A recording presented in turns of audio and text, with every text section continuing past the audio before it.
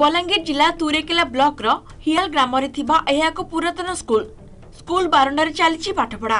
वर्षा हेउबा खरा वर्ष तमाम एभली क्लास चली हियाल उन्नीत उच्च विद्यालय रे स्कूल रे प्रथम रु दशम श्रेणी पई अछि मात्र 4टी श्रेणी गृह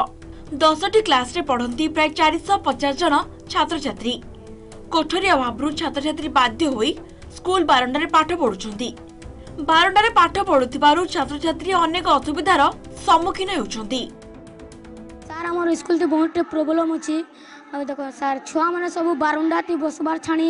हमर बारंडा ती बसी दुछन आउ क्लास तो सर आइया दीदी बने बहुत कम अछि जे सेति का जे हमको कोठरी जुड़े दरकार सर आउ पानी मारले पूरा पानी ती बसी दुछन आधा लोग सर कोठरी निना हम स्कूल रे कोठरी निना बाहर छुआ माने बसी छन पानी मारले कादो को दाही जाउछे कोठरी रे 5टा 6टा क्लास रो पुआ झिया माने रहूछन से हमको कोठरी दरकार अच्छे हमको शिक्षक दरकार अच्छे।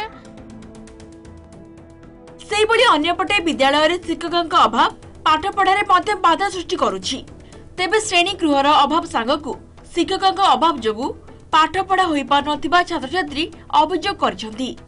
दीर्घ दिनरु स्कूल रे शिक्षक पदवी खाली पड़िथिबा बेले एथिबे स्कूल कमिटी तथा गाँ लोके प्रशासन पाखरे अभियोग कले मध्य कौनसी सुफल मिली नाही। शिक्षक अभाव 450 जन छात्र छात्री शिक्षादान करिबारे असुविधा हेउथिबा स्कूल शिक्षक कहचंती।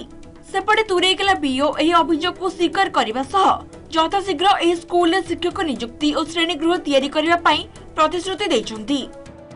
छुआ माने बरंडा ती पढु छथे और मास्टर माने भल करी पढ़ावानी किछि नि है बरंडा ते आज्ञा पढु छथे ने वर्षा अछि खरा अछि ने असुविधा हि जो छै आज्ञा पिला छ आज्ञा पढु छ जे ने पढु छ रे बोली करी कहल होय ना टिक लिखि दे बोले नि जानो बोली करी कहू छ हम मात्र 4टा क्वार्टर अछि और 10टा क्लास अछि न बोले यंत्र क्लास बोली करने हबर आज्ञा आ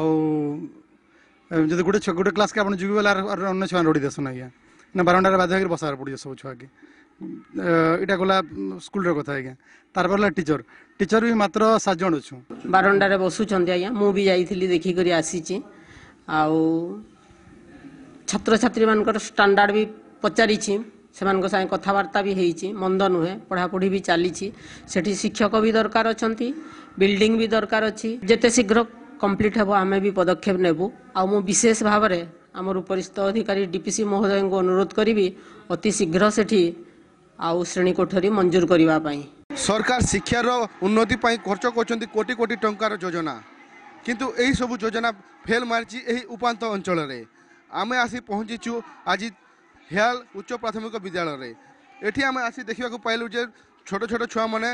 बारंडारे बसी पाठ पढ़ुचंती स्कूल बिल्डिंग रो अभाव जंगु छात्र छात्री माने बारंडारे बसुचंती एबे देखिबा को बाकी रहला प्रशासन ए ऊपर केते गुरुत्व देउची और छात्र छात्री माने केबे भलरे पाठ पढ़ी पारुचंती।